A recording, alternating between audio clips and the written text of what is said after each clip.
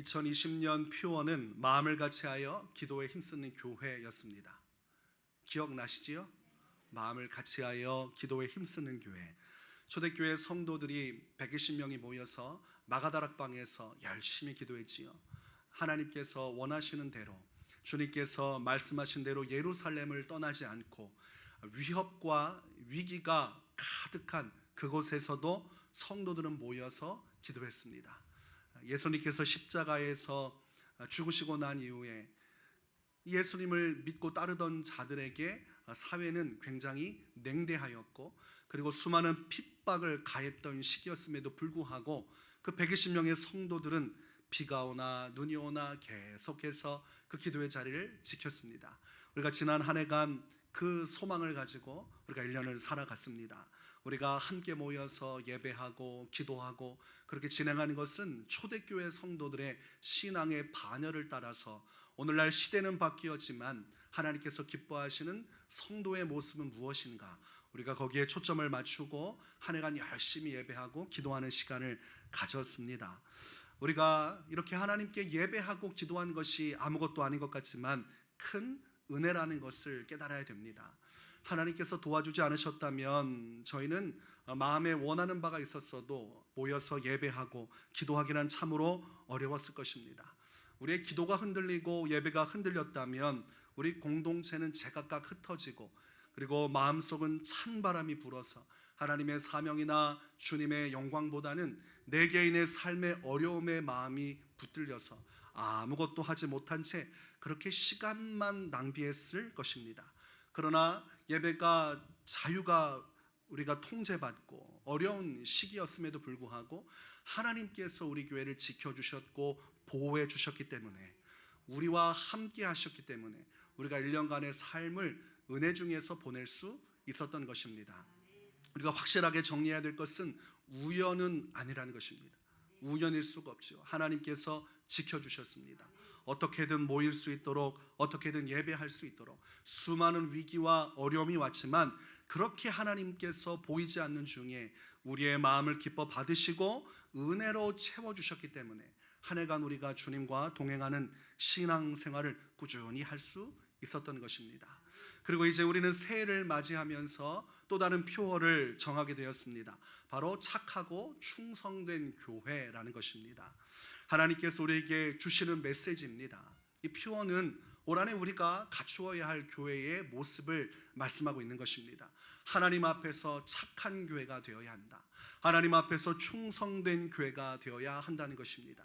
하나님 앞에 착하고 충성된 교회가 있다는 것은 또 다른 말로 표현하면 착하지 아니하고 불충성하는 교회도 있다는 것입니다. 요한계시록에 보면 소아시아 7교회에 대한 하나님의 평가는 갈리워집니다. 똑같이 한 시대를 살고 똑같이 교회라는 공동체 이름으로 모였지만 어떤 교회는 주님께 칭찬을 받았고 어떤 교회는 주님께 책망을 받았습니다. 칭찬만 받는 교회가 있었고 칭찬과 책망을 받는 교회도 있었습니다. 그러니 오늘날 교회라고 해서 모두가 다 칭찬받는 교회는 아닌 것입니다.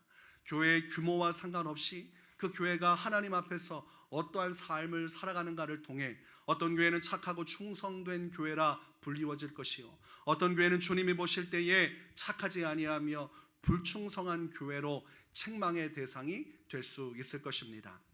그러니 오늘 우리가 어떤 교회가 되어야 되는가, 착하고 충성된 교회의 반열에 이르러서 우리 주님께 칭찬받는 그런 신앙생활, 그런 교회 생활을 해야 우리가 하나님께 드리는 우리의 시간이 헛되지 않고 우리가 교회 안에서 머무는 우리의 시간들이 헛되지 않은 것입니다. 우리가 오늘 본문 말씀을 통해서 착하고 충성된 교회로서 왜 살아가야 하는가, 그것을 더 깊이 묵상할 수 있기를 바랍니다.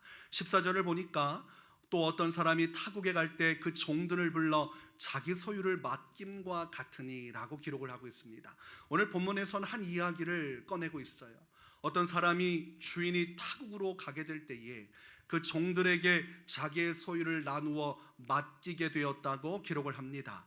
15절에 보니까 각각 그 재능대로 한 사람에게는 금 5달란트를, 한 사람에게는 2달란트를, 한 사람에게는 1달란트를 주고 떠났더니 라고 되어 있습니다.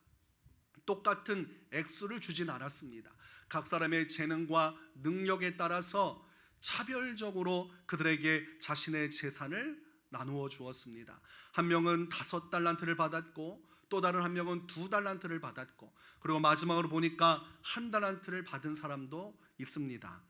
그러니 저마다 각자 다른 재능과 다른 능력을 가진 자들이 서로 다른 액수를 통해서 주인의 사명을 부여받은 것이죠.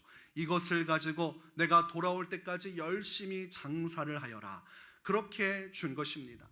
허송세월하지 말아라. 너에게 주어진 시간 최선을 다해서 내가 너에게 명한 대로 열심히 살아간 모습을 나중에 내가 돌아왔을 때에 볼 수 있게 하라고 이 달란트를 나누어 준 것입니다. 이 달란트가 없으면 아무것도 할 수 없지요. 무언가 할 수 있는 사명을 위해서 이 달란트를 준 것입니다. 그리고 주인은 자신의 길로 떠나갔어요. 주인이 언제 올지 그 기한은 알 수가 없습니다. 본문에서 주인이 언제 온다는 말이 없어요. 기약이 없이 떠났고 다만 이 달란트만 남겨주고 너희가 정성껏 이 달란트를 가지고 장사하라고 할 뿐인 것입니다. 그런데 이 3명의 사람들은 2가지 반응으로 주인의 명령에 반응을 하게 됩니다. 이 2명의 사람들, 5달란트와 2달란트를 받은 사람들은 이 달란트를 받은 순간부터 일을 하기 시작합니다. 보면 16절과 17절에 보니까 5달란트 받은 자는 바로 가서 그것으로 장사하여 또 5달란트를 남기고 2달란트 받은 자도 그같이 하여 또 2달란트를 남겼으되, 이렇게 말합니다.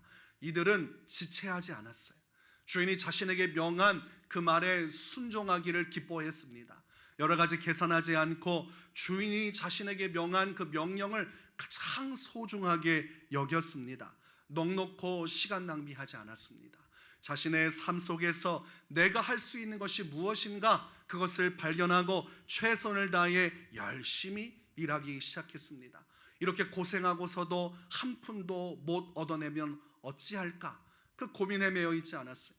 이렇게 장사하다가 혹시 주인이 준 5달란트와 2달란트의 원금을 훼손시키면 그 책임을 내가 어떻게 져야 할까, 그 두려움의 마음이 빼앗기지도 않았습니다. 그저 주인의 명이라면 내가 최선을 다해야 하지, 그리고 앞뒤 계산하지 않고 자신의 삶의 주인이 뜻한 바대로 최선을 다해서 일을 하기 시작했습니다. 그리고 참으로 다행인 것은 그들이 열심히 일한 그 값을 얻게 되었는데 2배의 수익을 얻게 된 것입니다. 5달란트 받은 자는 이제 10달란트 가진 자가 되었어요. 그리고 2달란트 가졌던 자는 이제 총 4달란트를 가지게 되었습니다. 전보다 더 많은 수익을 얻고 기쁨을 맛보고 있는 모습을 성경에서 확인을 할 수가 있습니다. 그러면서도 성경은 또 다른 반응을 하고 있는 한 명에 대해서 기록을 합니다. 그 사람은 재능에 따라 부여된 것에서 가장 적은 1달란트를 받았던 사람입니다. 그는 자신에게 이 1달란트가 주어질 때 이 막중한 사명에 대해서 기쁨으로 반응하지 않고 부담을 가지고 있었던 사람입니다. 주인이 왜 내게 이 1달란트를 주셨을까?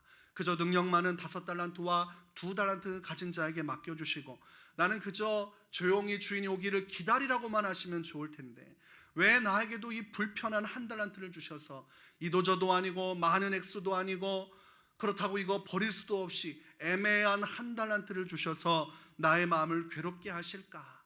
이 1달란트 받은 자는 자신에게 주어진 이 1달란트가 너무나도 부담스럽고 무겁게 느껴졌습니다. 그러면서 그는 생각을 하기 시작하지요. 그는 행동보다 생각이 앞서는 사람이에요. 아무것도 하지 않고 일단 생각을 하는데 그의 마음속에는 좋은 지혜가 떠올랐습니다. 주인이 오기 전에 차라리 이 1달란트를 땅에 파묻어 숨겨두게 된다면, 그렇다면 원금이 손실될 위험도 없고 나중에 주인 앞에 이 원금이라도 가져다 주면 차라리 책망은 받지 않을 것 아닌가? 그러면 차라리 적극적으로 일하다가 실패할 일도 없고 적극적으로 일하다가 그 원금만 가지고 아무것도 얻지 못한 채 허송세월하느니 차라리 이것을 깊이 묻어두고 차라리 주인에게 돌려주는 것이 나에게 오히려 유익할 것이라고 판단을 내립니다. 이제 주인이 오기까지 장사하지 않아도 되니 고생하지 않아도 되고 일상생활을 즐길 수 있으니 참 좋고 장사를 하지 않으니 실패할 걱정도 없고, 혹시라도 망해도 원금을 책임질 필요도 없이 이제 중간은 갈 수 있는 가장 좋은 방식을 선택했다고 기뻐하였습니다. 그리고 시간이 흘렀어요. 19절에 보니까 오랜 후에 그 종들의 주인이 돌아와 그들과 결산할세. 언제 올지 주인은 말하지 않았지만 오랜 후에 주인은 반드시 다시 찾아왔습니다. 그리고 그들에게 맡겨진 달란트를 확인 없이 그저 지나가는 것이 아니라 결산하였다고 되어 있습니다. 그렇지요? 우리가 회사 일을 하고 또 여러 가지 일을 할 때 항상 중요한 것은 결산하는 것입니다. 재정을 결산하는 것. 그래서 교회도 사무총회를 통해서 결산을 해서 한 해에 우리가 어떻게 주님 앞에서 헌신하였고 어떻게 교회가 운영되었는지 확인을 하게 됩니다. 여러분도 가정에서 여러 가지 출납부를 쓰는 분들은 이 결산을 하죠. 요즘은 여러 가지 전자적인 방법으로 다 결산을 해서 가져다 주니까 메일이나 문자로 확인만 하면 되지만 꼭 우리가 결산을 해야 어떻게 살아왔는지 내 삶을 되돌아볼 수 있는 것입니다. 주인이 돌아오자마자 모든 것을 다 오픈해서 그들과 결산을 시작해요. 그들에게 주었던 달란트를 어떻게 활용했고 얼마나 거두었는지 각 사람에게 확인을 하기 시작을 합니다. 그런데 이 5달란트와 2달란트를 가지고 최선을 다해 일한 사람들, 그들은 이 주인이 칭찬을 하였습니다. 그들은 주인이 없는 동안 고생하였고 실패를 감수하면서 최선의 노력을 다한 것을 주인이 확인을 하게 되었습니다.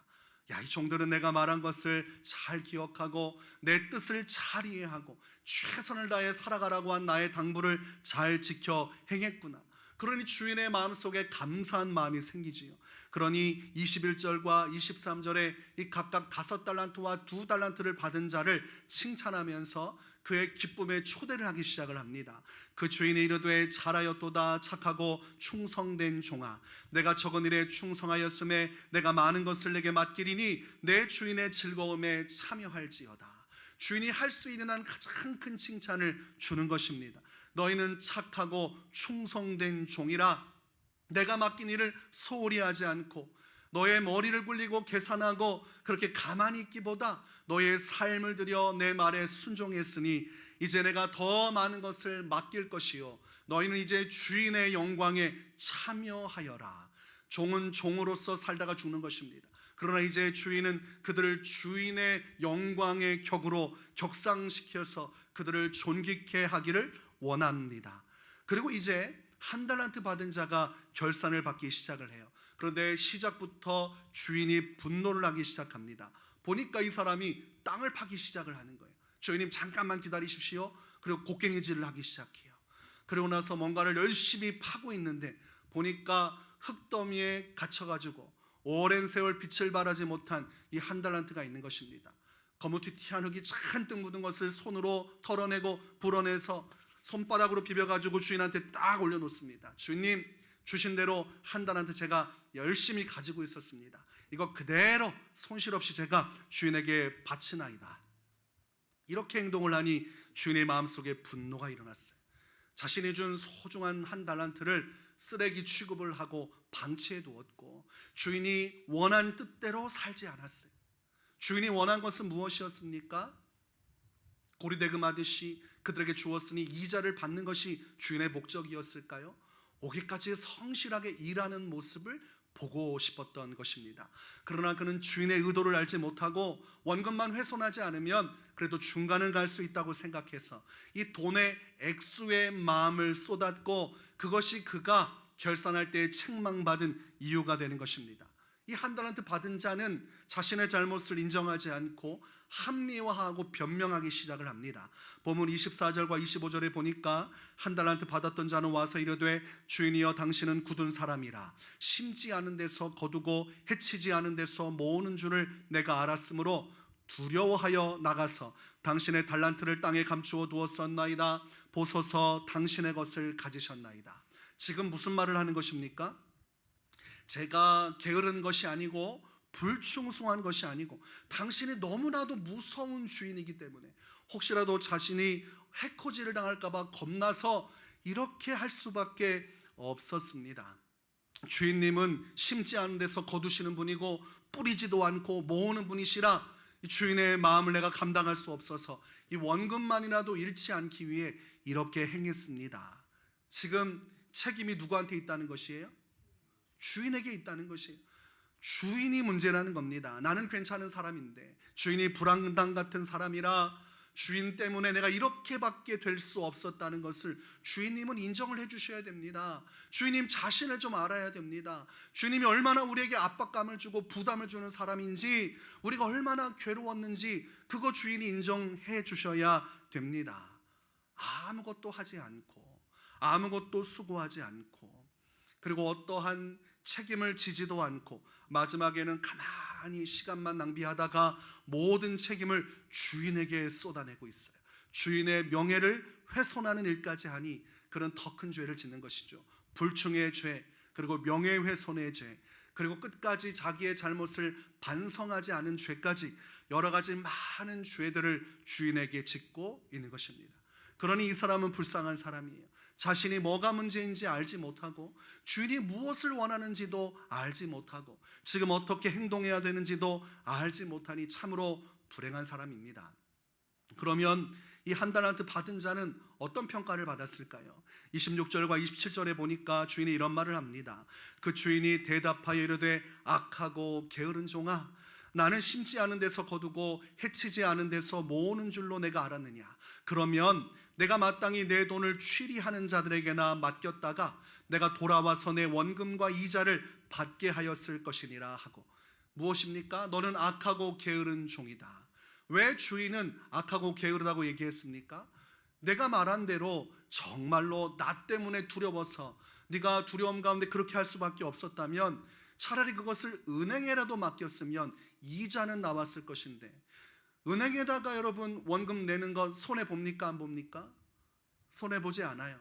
주식이 아니기 때문에 은행에 넣어놓으면 우리가 그 이자는 적을지라도 원금은 분명히 보장이 되는 것입니다. 그러니 주인 입장에서는 네가 정말 손해를 볼까 봐 두렵고 내가 무서워 그랬다면 손해를 보지 않도록 은행에라도 그것을 입금하는 노력이라도 했어야 되는데 너는 그 노력조차도 하지 않았기 때문에 내가 하는 말은 거짓말이다. 너는 그냥 귀찮아서 은행에도 입금하지 않고 아무것도 하지 않고 땅에 묻어둔 자요, 너는 지금 끊임없이 나를 속이고 있으니 너는 악하고 게으른 종일 뿐이라고 이야기를 하고 있는 것입니다. 주인을 속이려고 했는데, 자기를 합리화하려고 했는데 주인은 이미 모든 걸 다 알고 있어요. 어떤 마음으로 그 긴 시간을 보냈는지 이미 주인은 종의 말과 행동을 통해 다 파악을 하고 있는 것입니다. 주인을 속일 수가 없는 것입니다. 여러분, 여기에서 주인은 누구를 말합니까? 하나님을 말씀하는 것이죠. 하나님을 말씀하는 것이에요. 우리가 하나님을 속일 수 있습니까? 없습니까? 속일 수 없지요. 우리가 교회적으로 보면 각 교회는 주신 달란트를 가지고 이 땅 가운데 부름을 받았습니다. 그리고 개인은 각 교회 안에 각 재능을 통해 개인의 달란트를 가지고 교회 안에서 하나님의 부르심을 받았습니다. 크게는 교회로서 부르심을 받고 작게는 교회의 지체로서 부르심을 받아서 여러분은 각자가 다 5달란트나 2달란트나 1달란트 받은 자에 속할 것이요, 교회도 마찬가지입니다. 빛이 나고 위대한 사역을 하는 교회도 있지만 보이지 않는 곳에서 자신의 역할을 묵묵히 감당하는 교회도 있는 것이요, 각자가 처한 환경과 재능을 따라 주님의 일에 부름을 받았으니 오늘 이 본문의 말씀은 오늘을 살아가는 우리 교회를 향한 말씀이요, 오늘을 살아가는 성도를 향한 하나님의 말씀임을 우리가 깨달아야 됩니다. 주인은 이 1달란트 받은 자에게는 다른 5달란트와 2달란트를 받은 자와는 다른 결말로 이야기합니다. 28절과 29절에 보니까 그에게서 그 1달란트를 빼앗아 10달란트 가진 자에게 주라. 무릇 있는 자는 받아 풍족하게 되고 없는 자는 그 있는 것까지 빼앗기리라. 주인이 주었던 사명을 거두어 드리고 있어요. 더 이상 주인은 그에게 아무것도 맡기지 아니하고 아무것도 기대하지 않을 것이며 그에게 어떤 것도 소중한 것을 내어주지 않을 것입니다. 주인과 그 종의 관계는 이날로 끝이 나 버렸습니다. 여러분, 우리 교회 주변에 참 많은 교회들이 있습니다. 지나갈 때마다 십자가가 잘 보입니다. 그래서 십자가를 볼 때마다 가슴이 철렁할 때가 있습니다. 왜 이렇게 교회가 많단 말인가? 왜 이렇게 교회가 많단 말인가? 교회가 너무나 많은 것을 보게 되지요. 그래서 이 지역사회에 어떤 교회가 있는가 제가 한동안 산책도 할 겸 돌아다니면서 교회마다 방문을 했습니다. 교회 앞에 있는 주보도 모으고 또 교회가 하고 있는 특별한 것이 있으면 제가 다 모아서 일일이 보고, 혹시라도 교회 문이 열렸나 보다가 잠겨 있으면 문틈으로 교회가 어떻게 생겼는지 요리조리 살폈습니다. 정탐꾼과 같이 가나안 땅에 들어가기 전에 살핀 것처럼 이 지역사회를 열심히 돌아다니면서 살펴봤어요. 그래서 교회 규모는 어떻게 되는지, 어떤 사역을 하고 있을지 궁금하면 또 유튜브를 통해서 그 교회 이름을 치면 또 교회마다 이렇게 소개를 하고 있는 것을 보게 되었습니다. 그래서 어떤 교회는 지금 잘 운영되고 있고, 어떤 교회는 스탑 상태에서 여러 가지 것들이 다 멈추어져 있기도 하고, 어떤 교회는 종적을 살필 수도 없고, 여러 가지 다양한 교회들의 모습을 보게 되었지요. 그리고 최근에도 또 살펴보니까 없던 교회들이 또 생겨난 것입니다. 이번에 남위례역이 완공되는 것을 알고서 이 지역에 흩어져 있던 지역 교회들이 이제 사무총회를 통해서 결의해서 아예 이쪽 지역으로 넘어와서 교회 자체가 이제 옮겨지는 것이죠. 교인들만 다른 곳으로 가지 않는다면 더 많은 영혼들이 있는 지역, 많은 사람들을 만날 수 있는 지역으로 가서 이제 교회 전도 활동도 하고 이제 사역을 하려고 하는 것입니다. 그러니 그런 것들을 쭉 볼 때마다 제 마음이 어떻겠습니까? 하나님의 나라가 이렇게 풍성하게 이루어지니 너무나 감사하도다, 이런 마음이 들겠습니까? 제 마음에도 목회자지만 아이고 왜 이렇게 교회가 많단 말인가, 왜 이렇게 교회가 많단 말인가, 이제껏 온 거는 괜찮은데 이제 그만 좀 오면 좋은데, 추가 합격자도 아니고 자꾸만 들어와서 여기저기서 교회가 생기니까 그 작은 건물에 분명히 3층에 교회 하나 있으면 충분한데 2층에 교회가 왔고 그 교회가 또 카페를 한다고 또 교회 이름하고 똑같은 이름을 붙여놓은 걸 보면서 야, 대단하다. 이 코로나 상황에서도 교회만큼은 정말 악착같이 성도들이 하나가 되어서 열심히 교회의 사명을 감당하려고 다 몰려드는구나.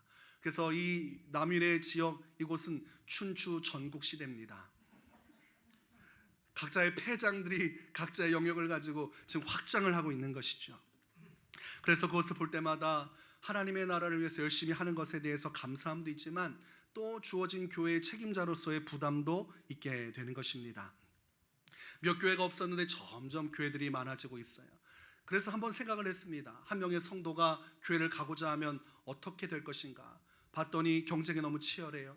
지역사회에 있는 교회로 가야겠구나, 가까운 데로 가야지, 딱 생각한 순간 이 지역의 30-40교회 교회가 이제 선택지가 되는 것이, 30-40교회 중에 한 군데로 가야 되니 이 30-40교회는 엄청난 경쟁률을 뜯어야 그 사람을 만날 수가 있는 것입니다.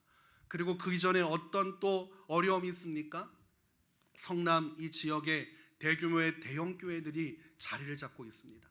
모든 편의시설이 있고 교회 학교가 갖추어져 있고 재정으로 막강하게 가지고 있고 수많은 교역자들이 연계하여서 이 벌떼들이 막 날아다니면서 우리 벌집을 만드는 것처럼 그렇게 일사불란하게 움직이면서 교회가 그렇게 원활하게 움직이고 있죠. 이 한국교회를 대표하는 대표적인 교회들이 굵직하게 자리 잡고 있으니 거기서도 걸러지고 거기서 걸러진 사람들이 지역교회와도 너무나 많은 교회들이 자리 잡고 있으니 정말로 어려운 시기 속에 살고 있지요.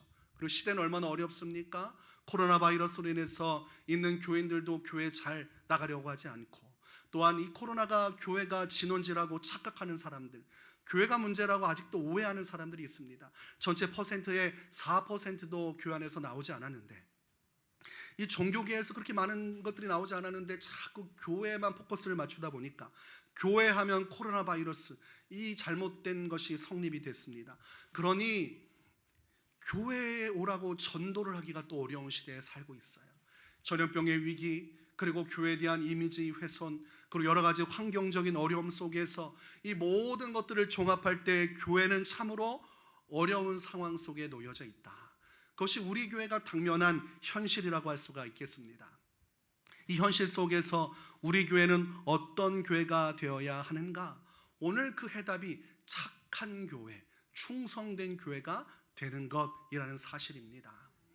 우리 머릿속에 수많은 생각 속에 쌓여서 우리가 실패할까 봐 두려워하는 마음, 그리고 원금을 훼손할까봐, 고생해놓고 아무것도 얻지 못해서 허탈함이 올까봐 두려워서 한 달란트 받은 자처럼 머릿속에 생각만 하고 아무것도 하지 않으면 우리의 결국은 한 달란트 받은 자와 같은 평가를 받게 되는 것입니다. 우리 주님 앞에 서서 무엇이라 말하겠습니까? 주님, 코로나 바이러스가 창궐하였고 주변에 대형 교회들이 포진해 있고 주변에 너무나 많은 교회들이 자립된 교회들이 구색을 갖추어서 이쪽에 노도처럼 밀려오고 있습니다. 그래서 우리는 어쩔 수 없이 아무것도 할 수 없었습니다. 그저 주님의 은혜를 바라볼 수밖에 없었습니다. 그러면 주님이 잘하였도다, 아무것도 하지 않을 수밖에 없었구나, 그렇게 말씀하시겠습니까? 네가 가지고 있는 원금 은행에라도 넣었으면 달랐을 텐데, 무슨 말입니까? 네가 할 수 있는 일이 있었을 텐데 무엇이라도 했다면, 없는 과정 속에 최선을 다하는 어떤 모습이라도 내가 보았다면 인정하겠지만 내가 아무것도 하지 않은 것에 대해서 나는 너를 책망한다고 말씀하실 것입니다. 저는 어느 날 주님을 만나게 되는 날 주님의 질문을 받을 준비를 하고 있어요. 주님이 너 그때 무엇을 했느냐 말할 때에 내가 무엇을 하였습니다 라고 말하기 위해서는 우리는 2달란트와 5달란트 받은 자의 모습을 우리의 신앙의 모델로 삼아야 되는 것입니다. 상황이 어떠하든 교회 어떤 교회들이 있든 지금 시국이 어떠하든 상관없이 지금 내가 하나님의 교회를 위하여 하나님의 부르심 받은 직책 안에서 할 수 있는 일을 찾아서 최선을 다하면 마지막 날 주인 앞에 서서 할 말이 있는 것입니다. 우리가 오늘 본문을 잘못 해석하면 주인이 마치 결과 중심적인 자인 줄 착각하게 됩니다. 그렇지 않아요. 한 달란트 받은 자가 그거 가지고 장사하다가 한 달란트를 날려버렸습니다. 그럼 주인이 와서 뭐라고 말할까요? 이놈아, 차라리 아무것도 하지 말던지 왜 괜한 일을 해가지고 원금을 날려버리고 나를 손해보게 하느냐? 이 아둔한 자야, 능력이 없으면 가만히 있으면 중간이라도 가지, 이렇게 말씀하셨을까요? 아니에요. 2달란트와 5달란트 받은 자와 똑같이 취급해 주셨을 것입니다. 원금도 다 날려버리고 아무것도 없어도 착하고 충성된 종아, 내가 적은 일에 최선을 다했으니 이제 너는 더 많은 일을 맡고 나의 영광에 참여하라. 왜 이런 결과가 나올 수 있습니까? 우리 인생의 결과는 누가 책임져 주시는 것이에요? 하나님이 결정하고 책임지는 것입니다.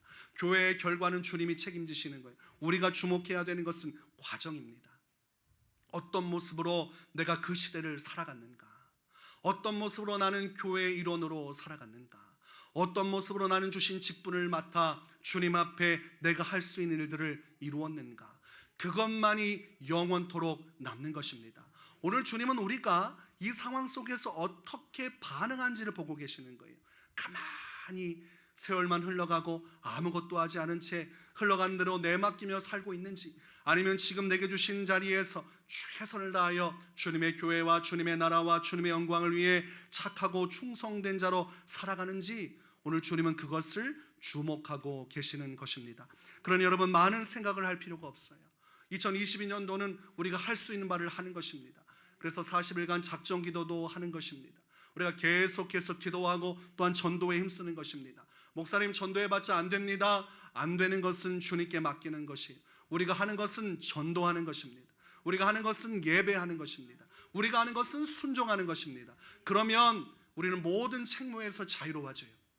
하나님은 우리를 칭찬할 것입니다. 오늘날 많은 사람들이 자기의 사명의 자리를 찾아요. 주님의 뜻이 무엇입니까? 그러나 여전히 제가 여러분에게 말하지만 여러분의 발이 닿고 있는 곳이 여러분의 사명의 자리입니다. 많은 사람들이 현실에 내가 해야 할 일은 다 덮어둔 채 자꾸 하나님 바라보면서 더 큰 부르심을 찾습니다. 주님, 내 인생을 담아낼 수 있는, 내가 진정으로 사역해야 할 자리는 어디입니까? 내가 진정으로 가야 할 자리는 어디입니까? 그러나 그것은 큰 것을 놓치는 것이에요. 하나님은 어떻게 인도하십니까? 주어진 자리에서 내게 맡겨진 일에 최선을 다하는 자의 인생을 원하신 대로 이끌어 가셔요. 하나님께서 원하시는 진정한 사명과 부르심의 자리를, 그곳에 머물기를 원하면 지금 내게 주어진 자리에 최선을 다하십시오. 그러면 가고 싶지 않아도 주님은 주인의 더 큰 영광과 사명으로 불러주시는 것입니다. 하나님이 말씀하시고 인도해 주셔서 완전한 그 섭리 속에 주님이 알아서 쓰시도록 우리를 강권적으로 이끌어 가셔요. 그러니 우리는 한 달란트 받은 자처럼 살면 안 돼요. 지금 내게 주신 자리, 이 위례 세움교회를 섬기고 이 교회를 위해 기도하고 이곳에서 한 마음이 돼서 우리가 합심해서 주 앞에 5달란트와 2달란트 받은 자처럼 살아가면 여러분 하나님의 인도하심 속에 주님이 큰 계획을 따라 여러분의 삶을 사용하여 주실 것입니다. 우리 인생의 결국은 걱정할 필요가 없어요. 지금 작은 일에 충성진 자가 큰 일에 충성되는 것이요, 적은 일에 충성한 자에게 많은 일을 맡기는 것입니다. 큰 일을 하려고 노력하지 말고 남들이 사소하게 보는 내게 주한 일에 최선을 다하면, 그 관문을 통과하면 주님은 더 큰 사명으로 이끌어 주시는 거예요. 우리가 큰 교회가 되기를 사모하면서도 아무것도 하지 못하고 탄식하는 건 필요 없어요. 작은 교회로서 이곳에 놓여진 우리가 할 수 있는 최선을 다하면 주님은 그것을 기뻐하실 때에 우리를 더 큰 부흥과 하나님의 영광의 자리로 불러내어 주시고 사용하여 주시는 것입니다. 올 한해 우리의 소망이 착하고 좋은 교회가 되게 하소서. 착하고 좋은 주의 종으로 살다가 하나님 앞에 서서 칭찬받는 주의 자녀 되게 하소서. 이 소망을 가지고 우리가 최선을 다해서 주님의 나라 영광을 위하여 귀하게 쓰임받기를 주의 이름으로 축원합니다. 우리 함께 찬양하면서 나가겠습니다. 우리 예수 이름으로 승리하겠노라 우리 믿음으로 선포하면서 우리 함께 찬양하며 나가겠습니다.